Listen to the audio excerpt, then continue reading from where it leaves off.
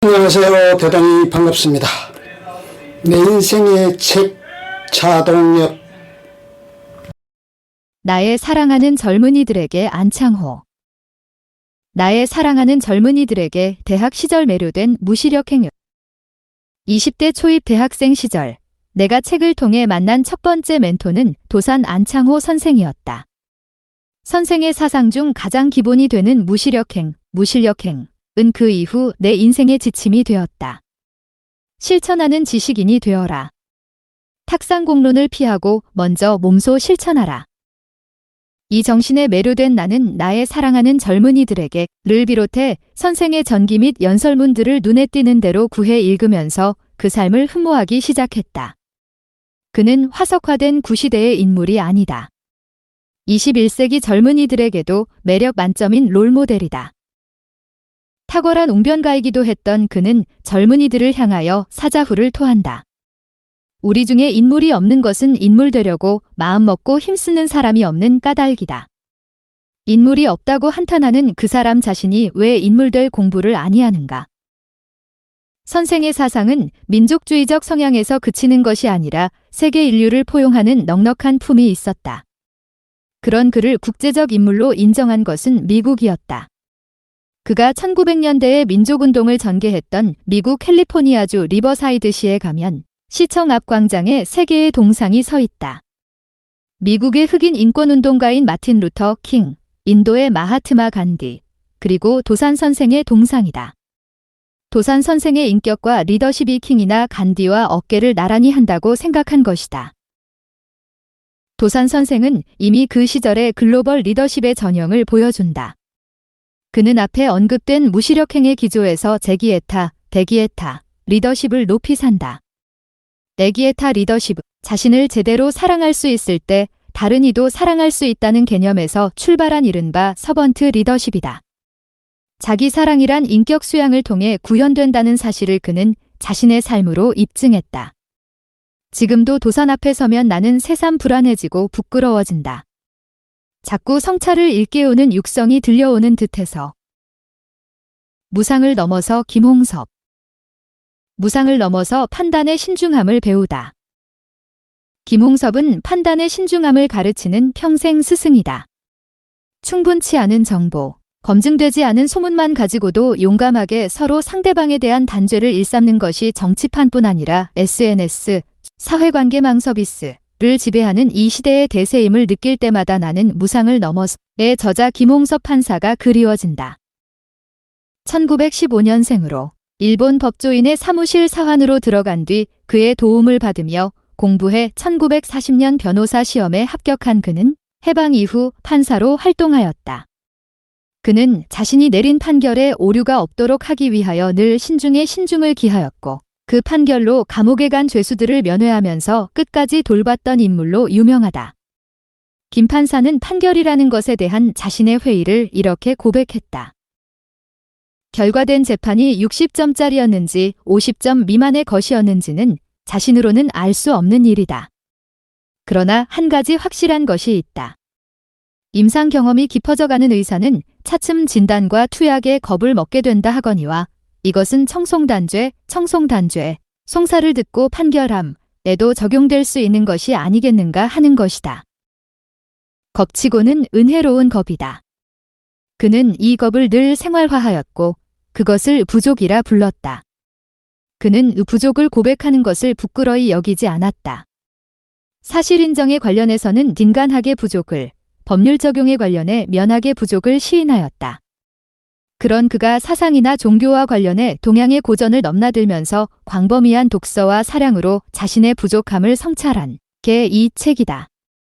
무상을 넘어서를 통해 이 시대의 양심들이 실체적 진실 앞에서 오류의 가능성에 대하여 더욱 두려워하는 마음을 품게 되고 절대 앞에서 부족의 현실을 시인하는 계기를 얻는다면 우리 사회는 보다 아름다워질 것임을 믿어 의심치 않는다. 죽음의 수용소에서 빅터 프랭클. 신학교 시절 재미있게 읽은 책 가운데 하나가 빅터 프랭클의 죽음의 수용소에서다. 이야기는 그 유명한 아우슈비츠 수용소 유대인 대학살 현장에서 살아남는 과정이 주 내용이다. 일단 수용소에 끌려오면 건강한 사람은 강제 노역을 시키고 허약한 사람은 색출하여 가스실로 보내 학살한다. 그런데 아직도 내 뇌리에 뚜렷이 남아있는 대목은 바로 결론 부분이다. 작가인 빅터 프랭클은 끝까지 살아남았다. 그는 증언한다. 마지막까지 살아남은 생존자들은 체격이 좋은 사람들이 아니었다. 그들은 이내 체력이 바닥나 약골들이 되었다. 최후의 생존자들은 살아남아야 할 이유, 생존의 목적을 뚜렷하게 가지고 있던 사람들이었다. 죽음의 수용소에서 극한 비극을 뚫는 힘. 이 이야기는 놀라운 사실을 전하고 있다.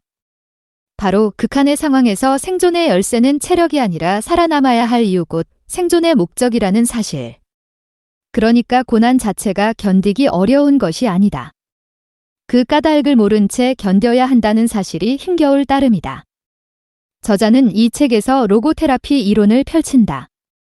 로고테라피, 로고서레피는 그리스어 로고스, 로고즈와 테라페이아, 세러피어를 합친 말이다. 로고스에는 의미라는 뜻이 있고 테라페이아는 치료를 뜻한다. 즉, 로고테라피란 사람들이 삶에서 의미를 찾아내도록 도움을 주어 고통을 치료하는 것이다. 이 용어로 저자가 말하려는 요지는 이렇다. 자신의 삶에서 의미를 찾아내려고 노력하는 것이 인간에게 내재한 가장 중요한 동기가 되는 힘이다. 이런 취지에서 그는 비극 속에서의 낙관을 실존 지혜로 여긴다.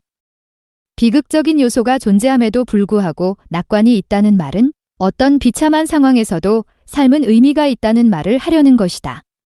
프랭클에게서 전수된 저 깨우침은 20여 년이 지난 후 그대로 졸져 희망의 귀환대에 흘러들어와 맥동하고 있다. 동서에 피한 오징숑.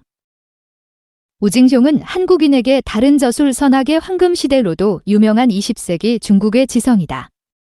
나는 이 책을 3번 읽었다. 한 번은 신부가 되기 위한 과정인 신학을 공부하기 전, 한 번은 신학을 공부하던 중, 그리고 한 번은 박사학위를 마치고 나서. 동서에 피한 동서양 아울은 영성서적. 첫 번째 읽을 때에는 동양사상의 문외한이었던 때라 동양사상의 입문서로서 읽혔다.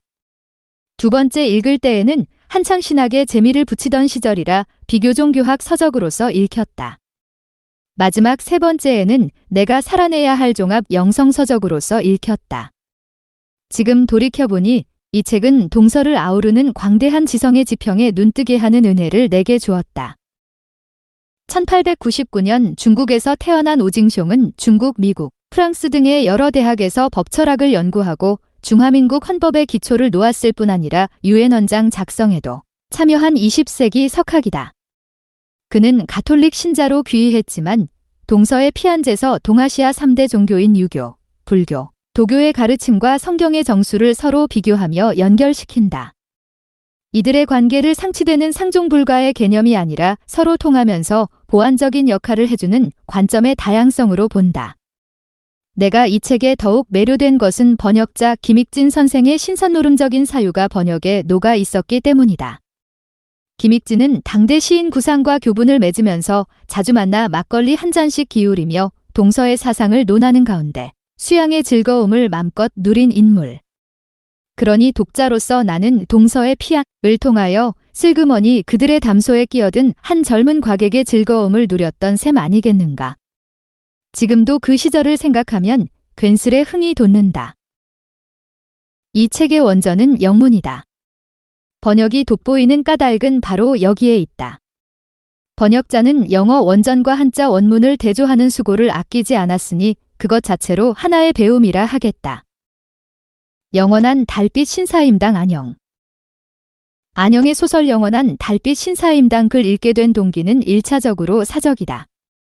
작가와 평소 친분이 있었던 연유에서 의리로 읽은 것 하지만 2차적 동기가 내겐 더 큰 의미로 작용했다. 그것은 자녀들 세대를 위하여 위인이나 영웅을 만드는 일에 공을 많이 들이는 구미의 교육 안목에 비할 때 우리나라는 그 방면에 매우 인색하다는 평소의 아쉬움이었다.